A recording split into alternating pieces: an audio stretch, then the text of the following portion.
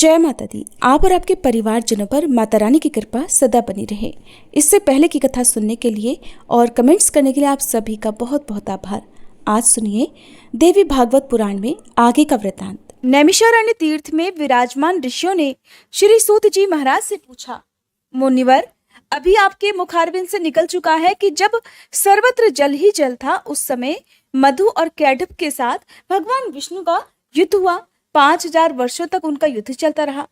अब प्रश्न ये होता है कि अत्यंत पराक्रमी, किसी प्रकार हार न मानने वाला और देवता भी जिन्हें ना जीत सके, ऐसे वे दानव उस एकार्णव जल में उत्पन्न हो ही कैसे गए? हे महाप्राज्ञ, वे दानव क्यों उत्पन्न हुए और किस कारण भगवान ने उनकी जीवन लीला समाप्त कर दी? अब यह बताने की भी कृपा कीजिए। ये प्रसंग बड़ा ही विलक्षण जान पड़ता है। तब श्री सूत जी महाराज कहते हैं, महानुभावों, तुम्हारे अंदर जो यह प्रसंग सुनने की इच्छा जाग उठी और मैं कहने के लिए तत्पर हो गया, इससे जगत में मैं और तुम लोग सभी कृतार्थ हो गए। अब सुनो, प्राचीन समय की बात है। त्रिलोकी जलमग्न हो गई। केवल भगवान विष्णु शेष नाग की शैया पर सोए हुए थे। उनके कान की मैल से मधु और कैटभ नामक 2 दानव उत्पन्न हुए। समयानुसार उस समुद्र में ही वे प्रतापी दैत्य तरुण हो गए। अब इधर उधर जाकर उनका खेलना कूदना आरंभ हो गया। एक समय की बात है, वे स्थूलकाय दानव समुद्र में खेल रहे थे।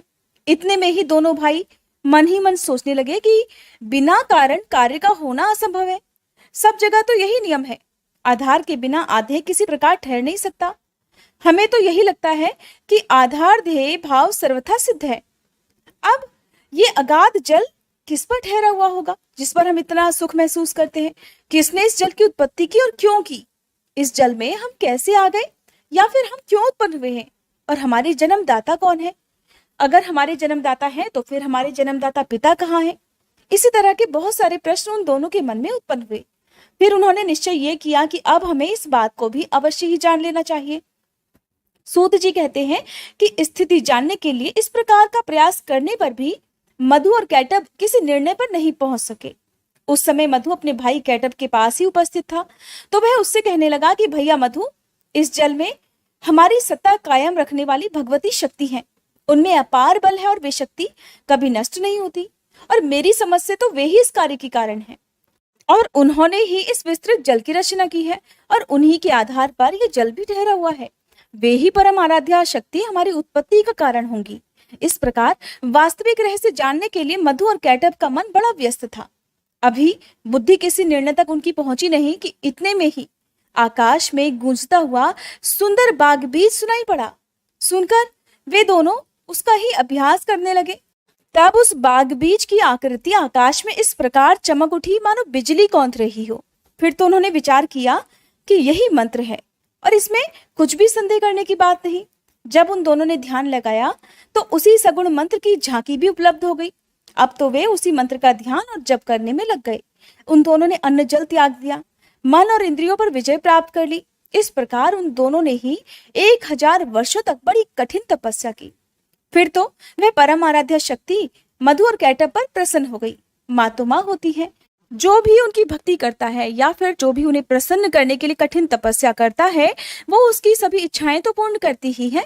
तो इस प्रकार जब देवी प्रसन्न हो गई, तब वे जिस स्थान पर निश्चिंत होकर तप कर रहे थे, उनकी स्थिति देखकर शक्ति का मन कृपा से ओतप्रोत हो गया। फिर आकाशवाणी होने लगी कि दैत्यो, तुम्हारी तपस्या से मैं प्रसन्न हूँ। स्वेच्छानुसार वर मांगो, मैं उसे पूर्ण अवश्य ही करूंगी। श्री सूत जी कहते हैं कि इस प्रकार की आकाशवाणी सुनने के बाद मधु और कैटभ ने कहा, सुंदर व्रत का पालन करने वाली हे देवी, आप हमें इच्छा अनुसार वर देने की कृपा करो। और हमारी इच्छा यही है कि हम स्वेच्छा से मरना चाहते हैं। जब तक हमारी इच्छा ना हो तब तक कोई हमें मार ना सके। आकाशवाणी हुई कि दैत्यों, मेरी कृपा से इच्छा करने पर ही मृत्यु तुम्हें मार सकेगी, ये निश्चित है। देवता और दानव, किसी से भी तुम दोनों भाई कभी पराजित नहीं हो सकोगे। सूत जी कहते हैं, देवी के इस प्रकार वर देने पर मधु और कैटभ को अत्यंत अभिमान हो गया। अब वे समुद्र में जलचर जीवों के साथ क्रीड़ा करने लगे। मुनिवरों, कुछ समय के बाद एक दिन अनायास ही प्रजापति ब्रह्मा जी पर उनकी दृष्टि पड़ गई। उस समय ब्रह्मा जी कमल के आसन पर विराजमान थे। मधु और कैटभ में अपार बल था। ब्रह्मा जी को देखकर उन्हें बड़ा हर्ष हुआ। उन्हीं के साथ युद्ध करने की इच्छा प्रकट करते हुए अब वे देखिए ब्रह्मा जी से कह रहे हैं कि सुवृत, तुम हमारे साथ युद्ध करो। अगर लड़ना नहीं चाहते तो इसी क्षण जहां इच्छा हो वहां चले जाओ, क्योंकि जब तुम्हारे अंदर शक्ति ही नहीं, तब इस उत्तम आसन पर बैठने का तुम्हारा अधिकार भी कहाँ है। मधु और कैटभ की ये बात सुनकर अब तो ब्रह्मा जी को बड़ी चिंता हुई।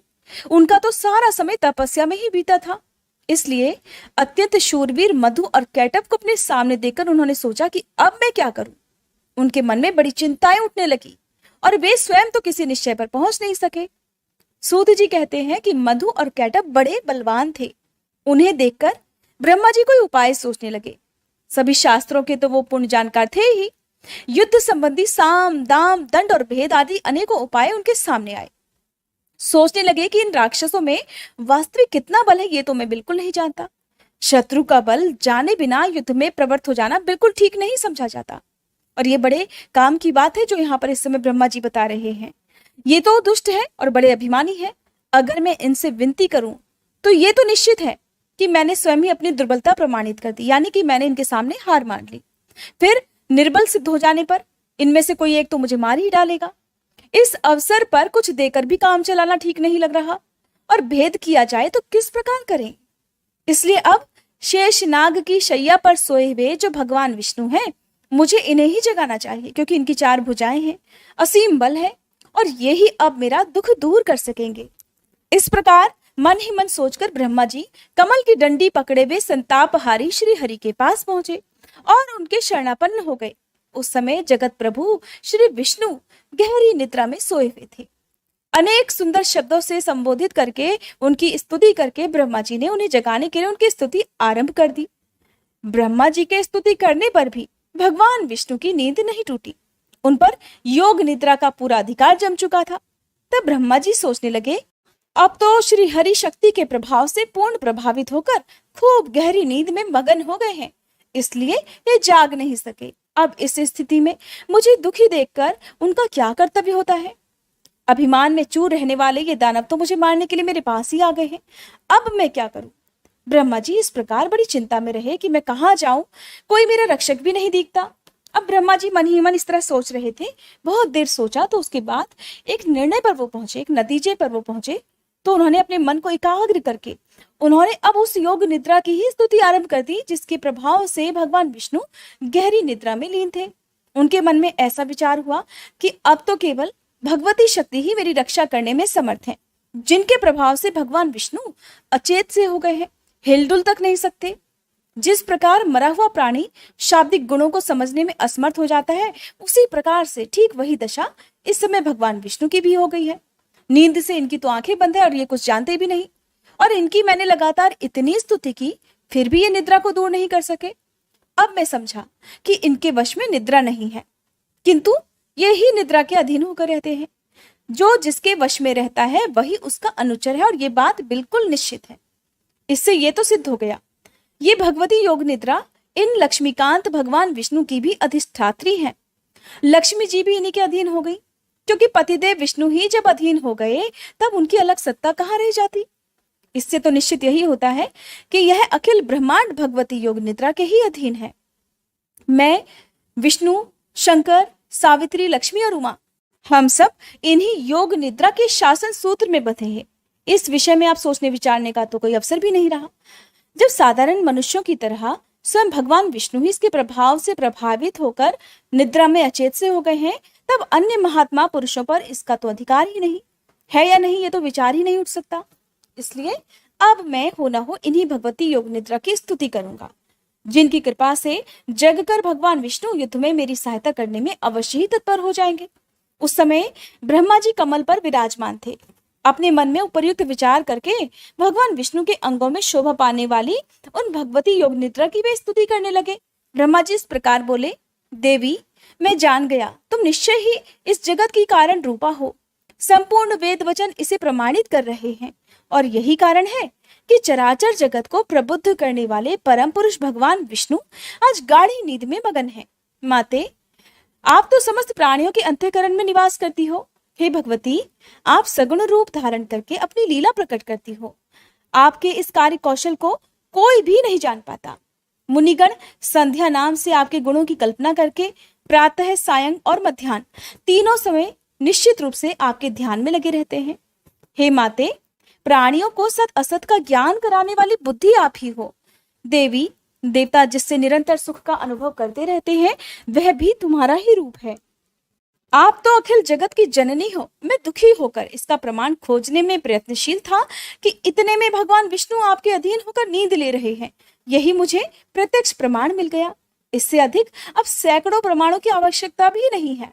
देवी, वेदज्ञ पुरुष भी आपको नहीं जान पाते। देवी, यज्ञ में हवन करते समय भी वेदज्ञ पुरुष आपके स्वाहा इस नाम का उच्चारण करते हैं। अगर वे स्वाहा ना कहें तो देवता लोग यज्ञ भाग से ही वंचित रह जाएं। इससे देवताओं को वृत्ति देने वाली तुम्हारी ही सिद्धि हुई। देवी, तुम पहले भी मेरी रक्षा कर चुकी हो और वैसे ही अब इस जगत में इस देव शत्रु कैटब से भी मुझे बचाओ। मैं मधु और कैटब को अत्यंत भयंकर देखकर भयभीत होकर इस समय आपकी शरण में आया हूँ। हे महानुभावे, इस समय भगवान विष्णु तो मेरे दुख को नहीं जानते, ऐसा मुझे अब समझ आ रहा है, क्योंकि वे तो आपकी माया से अचेत होकर जड़वत पड़े हुए हैं। ऐसी स्थिति में अब या तो आप भगवान विष्णु पर से अपना प्रभाव खींच लीजिए या फिर इन दानवराज मधु और कैटब का स्वयं संहार कर दीजिए। इन दोनों में से आपकी जो रुचि हो वही कीजिए। भगवती लक्ष्मी जी भी आपके अधीन है, इसलिए वे भी अपने पतिदेव श्री हरि को नहीं जगा सकी। जान पड़ता है कि उन्हें भी आपके प्रभाव से अकस्मात ही नींद आ गई, जिससे वे परवश की भांति सो गई है, जगती ही नहीं। देवी, आप संपूर्ण जगत की माता हो। सभी के मनोरथ पूर्ण करना तो आपका स्वभाव है। जो लोग अन्य देवताओं की उपासना छोड़कर आपके परायण होकर चरण कमलों में उत्तम भक्ति स्थापित करते हैं, वे बड़भागी जन इस धरातल पर धन्य हैं। भगवती, घी, कांति, कीर्ति आदि मंगलमय वृत्तियां आपके गुण हैं। आप तो दिव्य स्वरूपिणी हो। आपकी शक्ति जो निद्रा है, उसके अधीन होकर वे विष्णु बंदी की तरह असमर्थ से हो गए हैं। आप ही भगवती शक्ति हो। अखिल जगत में आपका ही प्रभाव व्याप्त है। हे माते, आप ही ने युग के आरंभ में विष्णु जी को जगत का पालन करने के लिए उत्तम शक्ति प्रदान की। तब वे समस्त संसार की रक्षा करने में सफल भी हुए, किंतु आज देखिए वे पराधीन से पड़े हैं। ये निश्चय है कि आपकी जो इच्छा होती है आप वही करती हैं। भगवती, मुझे उत्पन्न कर अगर मेरी स्थिति कायम रखना चाहती हो तो मौन भाव का परित्याग करके अब दया करने की कृपा करो। ये दानव काल स्वरूप हैं, तो आपने इन्हें बनाया ही क्यों है? अथवा मेरा उपहास करने की इच्छा से ही आपने इन्हें प्रकट कर दिया? भवानी, मैंने तो आपकी अद्भुत चेष्टा जान ली। संपूर्ण संसार की सृष्टि करके आप स्वतंत्र रूप से आनंद का अनुभव किया करती हो, फिर चराचर जगत को अपने में ही लीन भी कर लेती हो। एक तो आप मुझे पहले ही जगत सृष्टा बना चुकी हो, मैं तो जगत की सृष्टि करता हूँ। अगर वही मैं इन दैत्यों के हाथ से मारा गया तब तो मेरी बड़ी अपकीर्ति होगी, मेरा बड़ा अपमान होगा। सूत जी कहते हैं कि जब इस प्रकार श्री ब्रह्मा जी ने भगवती जी की स्तुति की, तब तामसी निद्रा देवी भगवान विष्णु के श्री विग्रह से निकलकर बगल में खड़ी हो गई। अब अमित पराक्रमी भगवान श्री हरि के सभी अंगों से निद्रा देवी का अधिकार भी उठ गया। मधु और कैटब के संहार के लिए ही भगवती योग निद्रा ने ऐसी कृपा की थी। फिर तो भगवान विष्णु जब अपने शरीर को हिलाने डुलाने लगे, तब उनके दर्शन करके ब्रह्मा जी आनंद विभोर हो उठे। साथ ही उन्होंने श्री हरि की परिक्रमा आरंभ कर दी। ऋषियों ने पूछा, हे महाभाग सूत जी, इस कथा प्रसंग को जानकर तो हमें बड़ा ही आश्चर्य हो रहा है, क्योंकि समस्त वेदों और पुराणों ने तो यही निर्णय किया है कि ब्रह्मा, विष्णु और शंकर यही तीनों सनातन देवता हैं। इनसे बढ़कर इस ब्रह्मांड में दूसरा कोई देवता है ही नहीं। और ब्रह्मा जी तो सारे संसार की सृष्टि करते हैं। जगत का संरक्षण भगवान विष्णु के अधीन रहता है। प्रलय के अवसर पर शंकर जी उसका संहार किया करते हैं। इस जगत प्रपंच के ये ही तीनों देवता कारण हैं। ये वास्तव में एक ही है, किंतु कार्यवश सत्व, रज और तम आदि गुणों को स्वीकार करके ब्रह्मा, विष्णु और शंकर जी के नाम से विख्यात होते हैं।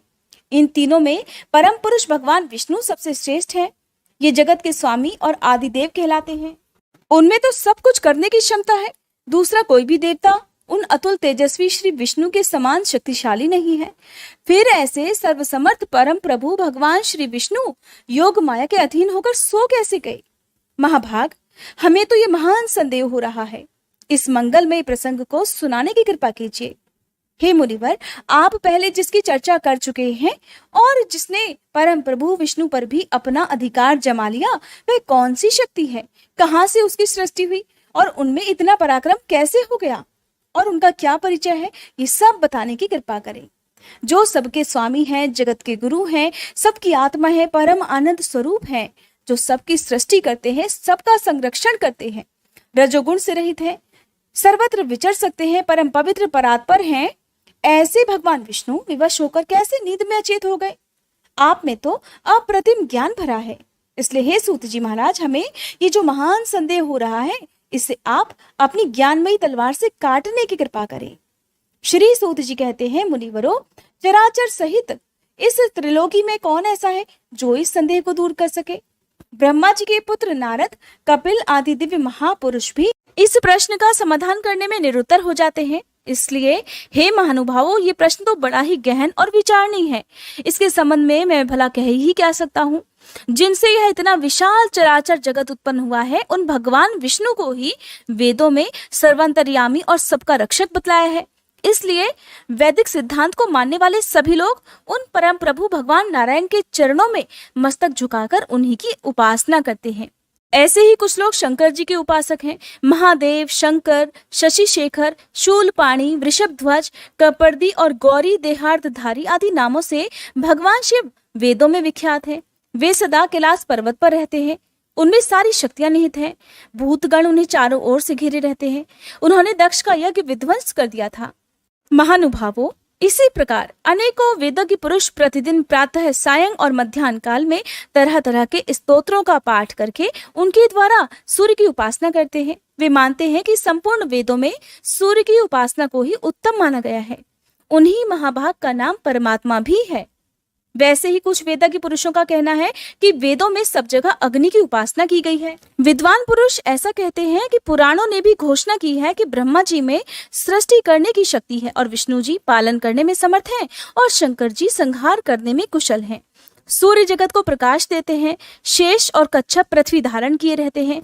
अग्नि में जलाने की और पवन में हिलाने डुलाने की शक्ति है और इन सब में जो शक्ति विराजमान है वही आद्या शक्ति है। उसी के प्रभाव से शिव जी भी शिवता को प्राप्त होते हैं और अगर यही शक्ति उन सबसे अलग हो जाए तो वे अकेले कुछ भी नहीं कर सकते। इसलिए हे मुनिवरों, विवेकी पुरुष संदेह रहित होकर उस शक्ति की ही उपासना करें। संपूर्ण शास्त्रों से यही बात निश्चित होती है। शक्तिहीन पुरुष चेष्टा रहित हो जाता है, ये तो प्रत्यक्ष ही दिखाई पड़ रहा है। इसलिए संपूर्ण जगत में शक्ति को ही सर्वोपरि समझना चाहिए। जय माता दी। आज के अध्याय में बस इतना ही। इसके आगे की कथा आप सभी अगले अध्याय में जरूर सुनिएगा।